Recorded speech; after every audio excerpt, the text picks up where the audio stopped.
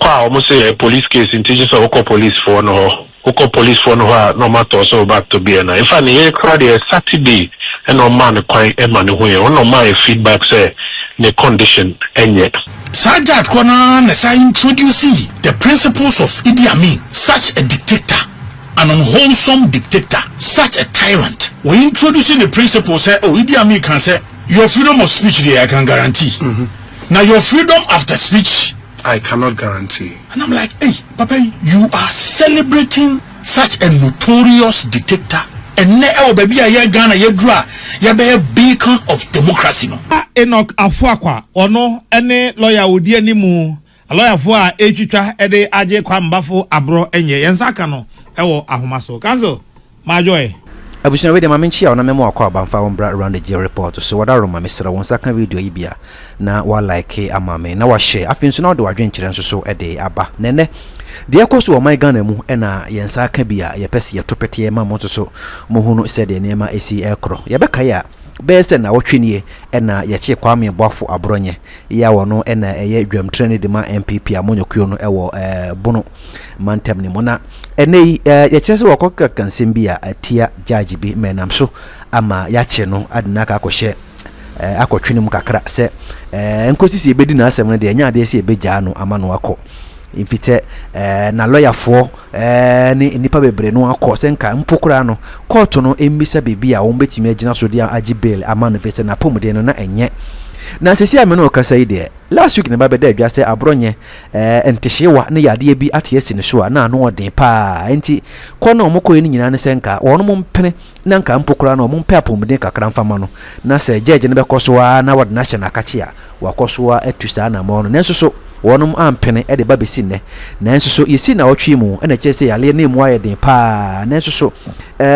sede kodwo ponkroma de beto abonte ne kyese sebe wotiase ne hoye otiase ne hoye ne mum omani eno mum fa hu no since Saturday a wo mokɔ hɔ no mo no a ka kire wo mo se ne ho fa no wo yale pa no wo mu hu ne bio but wo no mo nti bibi bɔne bia nso so emfa ho enti wo mo susu se otiase ne mum ebesi ne na lawyer fo enya akwan ene ne nkodi nkomo sebe MPP amanyoko no mpanimfo na otwe mu no ye mo kwan po emomu hui ukɔ police fo akachi a yese monko BNI fo nchen moko BNI fo nchen yese monko ha moko ha nti etototo so mo sa nti ebesi ne wono mo nhede nim ba bi pote a Abronye hye ababa ya rehosempa nti ene na nabi odensem bi atodwa na mepese obagibre na watie bi sanso so ena kodwo ponkroma so ababa niema bi anim ama sesi yehunu se de niema esi ekoro na lawyer fo edensem ababa todwa na lawyer fo ankasa edensem bi abatodwa mepese obagibre na no so watumi etie bi na yenko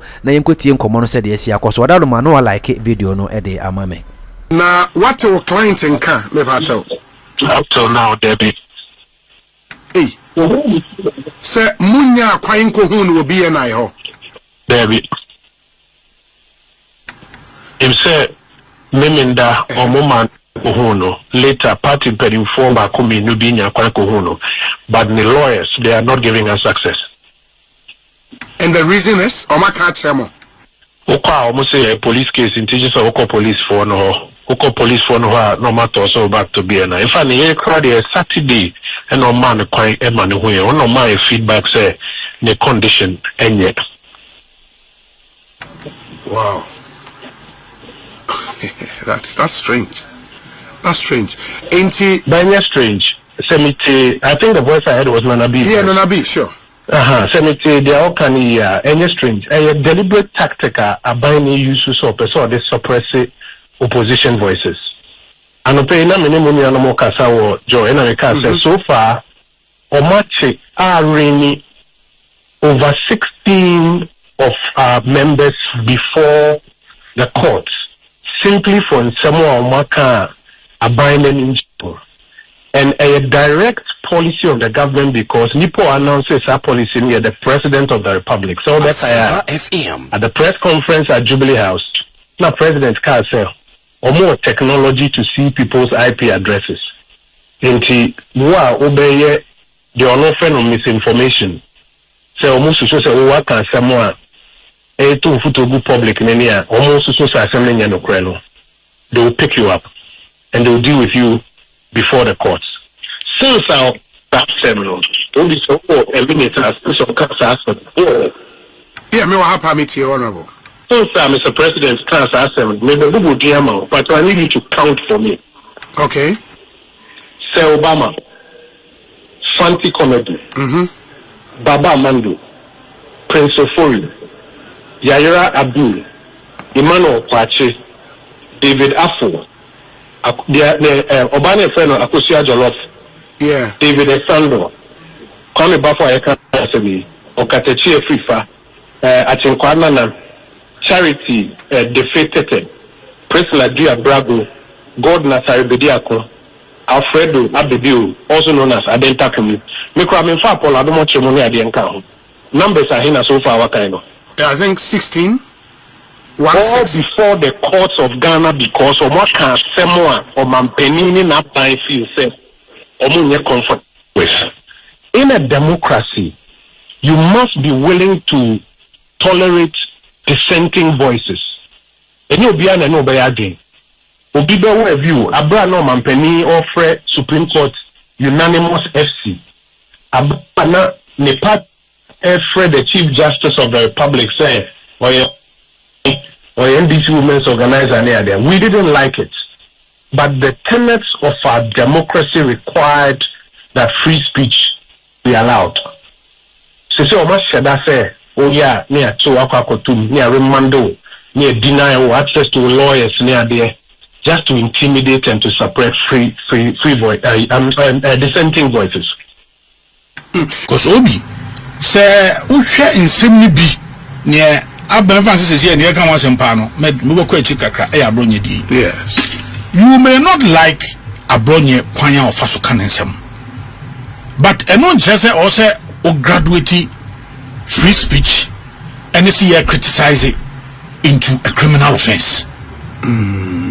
Debbie, yeah, now, and see, I mean, judge, no, oh yeah, after 6 days, no, and my order, no, sir, circuit court now, minim ye dubiao.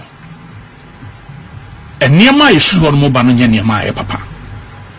Now, me the many who say I'm prensa. Now, ya na nyese obi na kachire me. Ya na me ti court dem obi. Near the kan ye. Na jaja no ti dwom kan se e wom se Ghana mra no se ye nyina ye pe e wo mra nanim. Nanso no kwasem se ebi eso chen mra no. O kai sa rule no. Say we are all not equal. Exactly. Before the law. I mean such judge it me fire constitution mututu mu se ya. Ehu. Sa judge kona na sa introduce the principles of Idi Amin. Such a dictator, an unwholesome dictator, such a tyrant.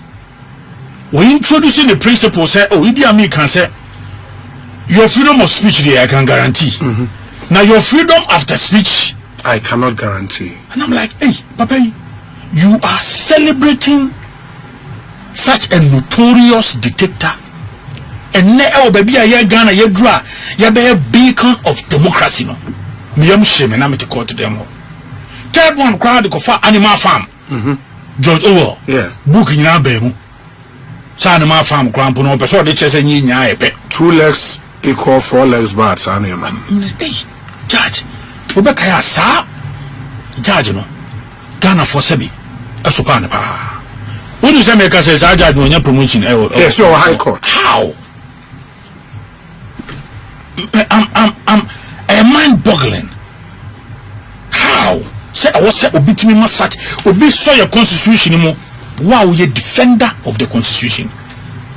If you can turn the constitution upside down, and when ya the whole promotion.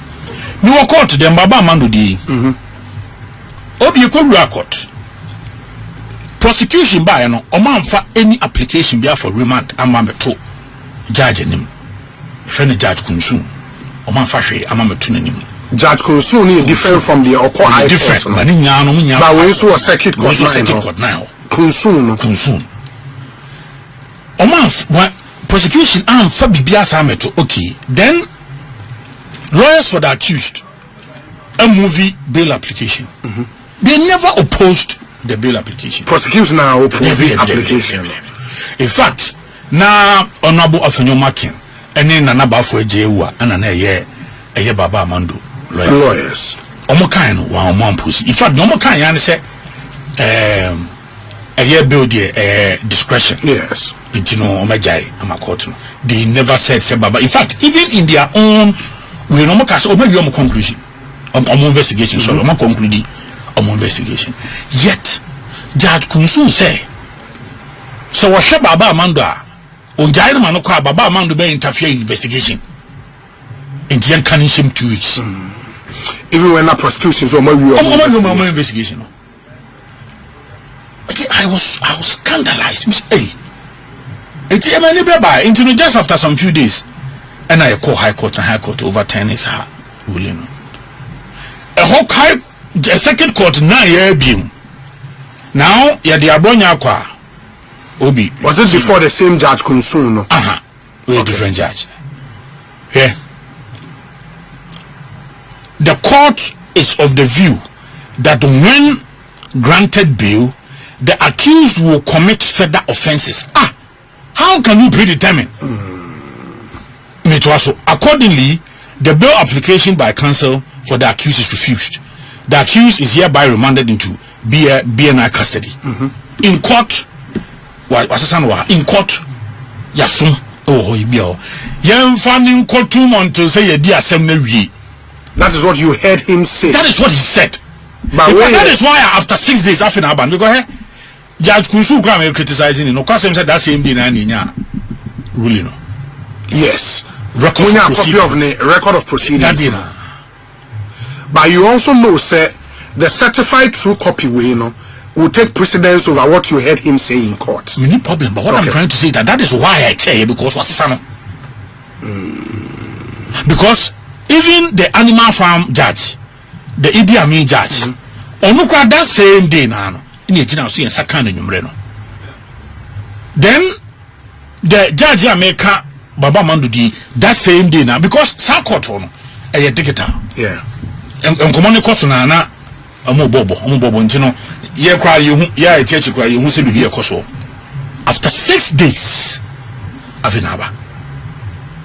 So the new patriotic party with fully every content, every word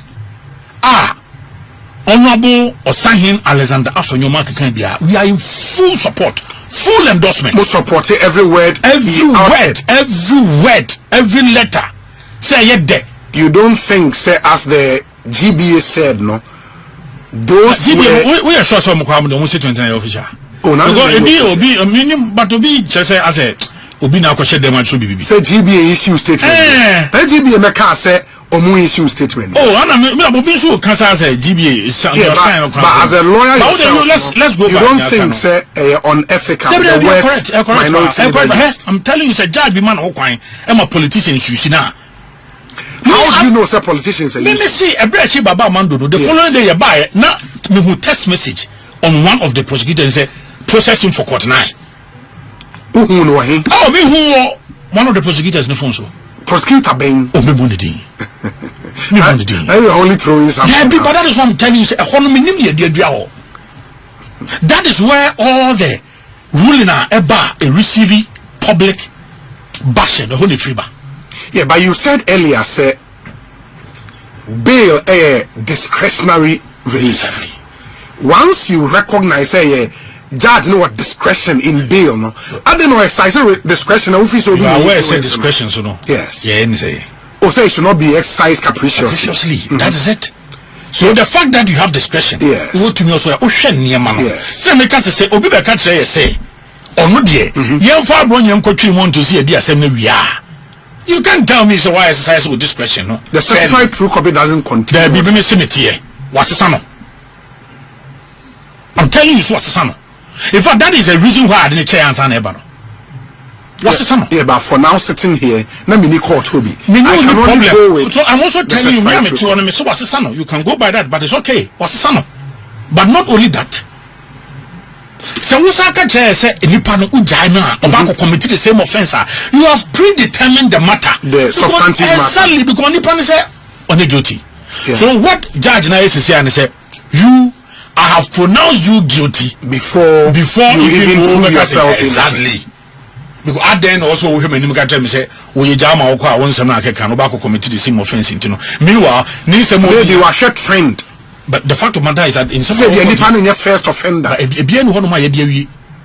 And you say all the other issues exactly. You new way Emma yem pass the final we see and waka say the pan why this am from so we ni nya was not guilty. And ye dia asem no ko. So how can you even say we jama ni pan kwa the pan ba ko keka sansem na enten the waka na shim. On to see a dear seminary. And only just man in the cancer because based on it, I'm so son. The rationale behind or no judge Nika said, yes, Semijao Maoka. Obesa can that same thing. And then me do shema me dear seminary, send a bear won't mean cancer assem. And the man must have reason. And I'm so son. Because Senkanya no and Kawonka said Mijao Maoka obey the same thing. So eventually, how about if the person is granted bail? So okay. But as a wukuta dream be such a person, me, and ya damn respect. I just ask ukra wa dream dada. And now that is what I'm saying, sir.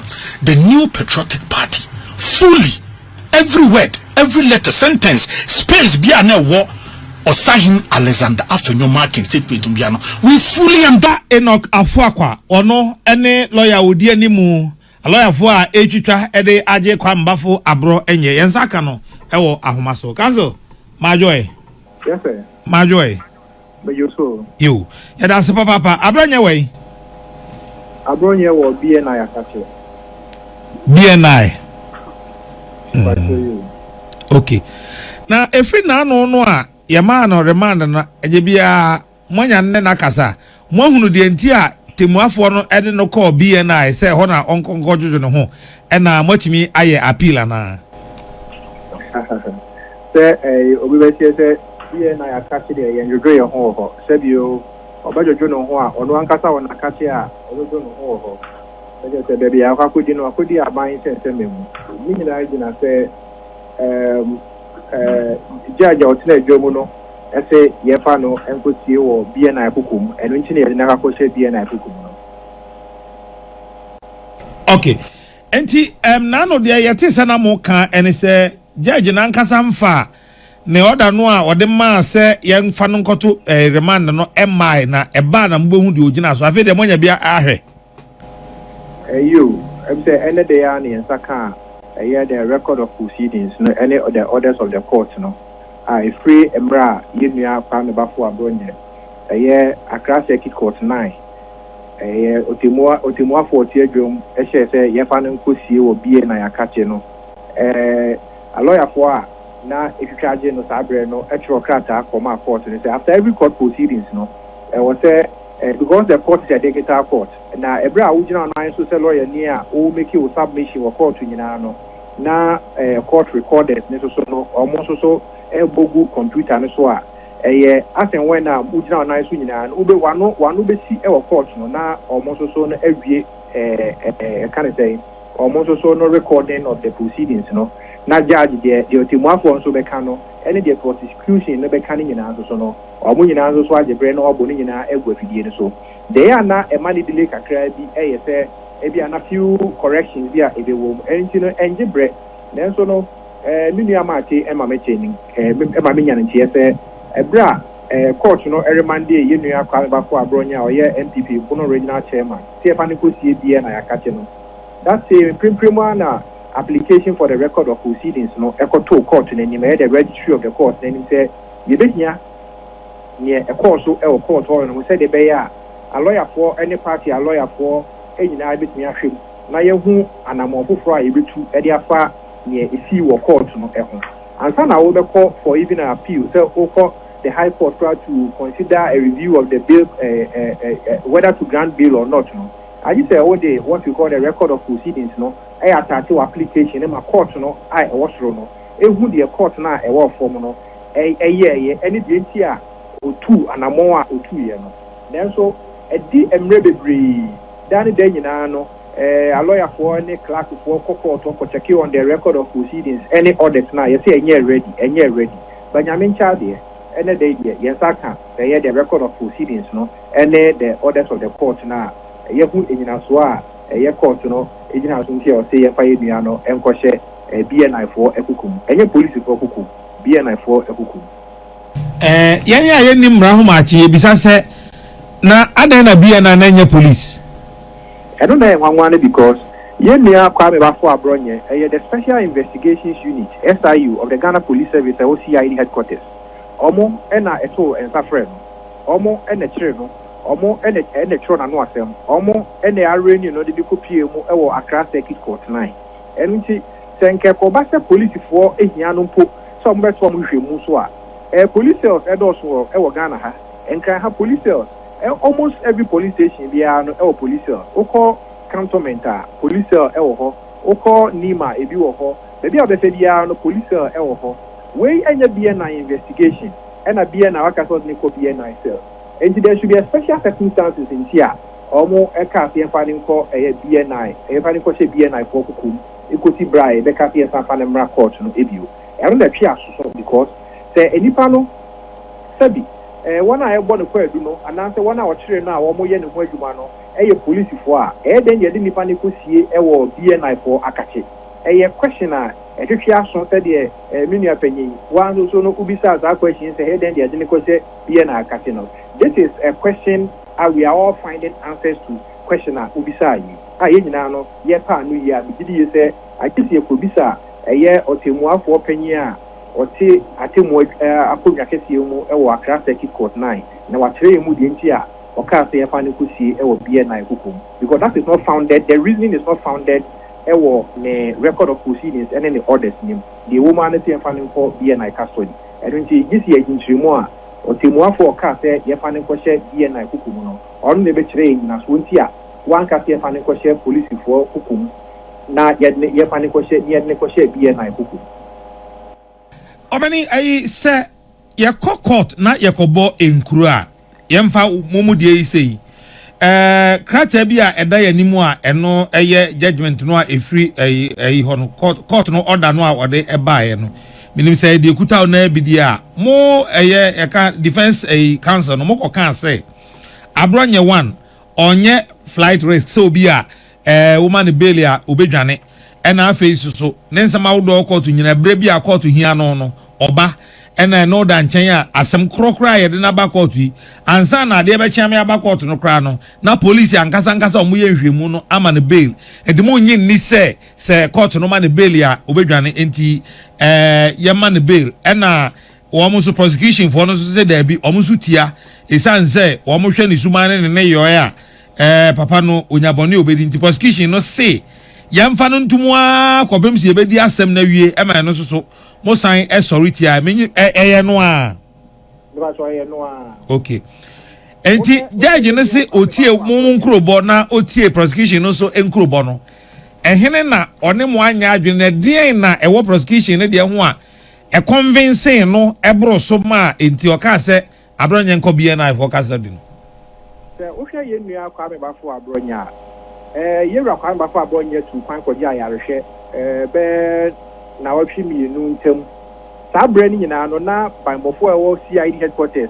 akyerɛ no ama yɛma no police inquiry bill a yɛnnua panyin wɔsahene Alexander Kwame na panyin ɔmaken ɛna berɛ a megyina hɔ ɔde ne nsa hyɛ ɛyɛ bill krataa no so ɛma yɛrelease yɛwura Kwame Bafo Abronye ɛne Baba Amando ɛma wɔn the same day the same evening a na megyina hɔ bi mewɔ hɔ bi ɛna yɛwura panyin ɔmaken ɛsan ne bill no ma hɔ na the condition of yɛwura Abronye deteriorate na sɛ na hoɔden no anaasɛ na ohia ayarehwɛ ɛno nti no kwansi ɛni ɛnam yɛn biara no ɛna ɔgye brɛ no sɛ kwan tu kwan kɔ amanɔne ɛbaeɛ sɛ sɛbi ɔyɛ obi a yɛama ne bail na ɔpɛ sɛ odwane a nkonya kwan kɔ amanɔne no nkɔnsa ama Ghana biem nanso so no yɛwura Kwame Bafo Abronye sometime a week and a half ago ɛna obedru Ghana ha sei na yɛ memenda obedru Ghana ha ɛba National Council meeting of the New Patriotic Party ɛwɔ Alisa Hotel the following 2 days or 3 days ɛno nti si yɛka sɛ ɔnyɛ flight risk a ɔyɛ obi a ɔno no ɔni any nationality apart from Ghana ɔdɔ Ghana ɛpɛ Ghana ɛno nti ɔnyɛ obi a sɛ ɔma ne akɔnya sɛ ɔnkɔ wama ne bail a sɛ ɔde ne ti kɔ bɛka wura na yɛnhu ne bio daabi da Kwame Bafo Abronye gitu say only for e wo de okan ye no and as kwedu e de abono no enu nti no e da bia na court do be kwa setena no beto ne sa frɛ ne sɛ omra na omeyi ne ho ano no obeba na oba beyi ne ho ano enu nti na onya akwanya etu kwa kwa manone no one na manone na osan ba Ghana oba Ghana no after 3 4 5 days no police for arraigning before the circuit court na ya judge tena dwemu a eye circuit court na his ana kunsu etena dwemu a eye oremandi yewura Kwame Bafo Abronye despite the pleading and answer the prayer of the defense counsel say yenua no ye mano akwanya said the court no him said the main paramount ground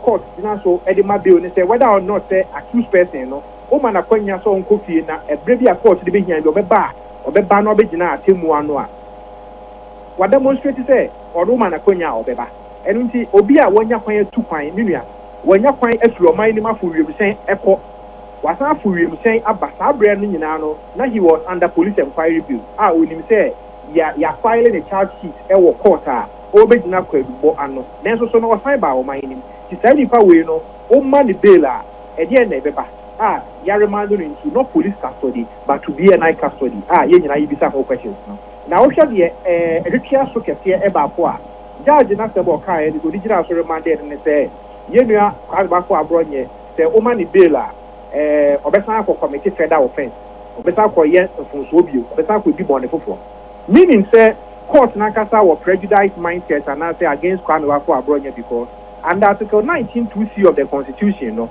say nipa ni eba ye the court do obi na say nipa no agitum say odifo a court no the court ni ya kasa ni say obema sentencing obetwi nipa na so na say odi aso say na na do nyomo di go akwami nka ba you dey sisadin I don't have a problem sisadin na ye ka agenda 11 aka ewurami ene reptiles and rodents and I take you over agenda 111 what you say enyomo we no mu na so wo hwe 3 crops say yenya enu yenua eta nyaba we no enu no the forest be brayen na atimi amayen sika na atimi stabilize be boyen ibitimi industrialize on that what is say enyomo planting for foods and jobs ni say enyomo no ana na do ndi bae no 1D1F no nka at least wo de ubai nso sisadin no nso be ni say wo de wanye wo de ato nchen safi de MPP for na mecheche mo wo kan hwe on social media mechewo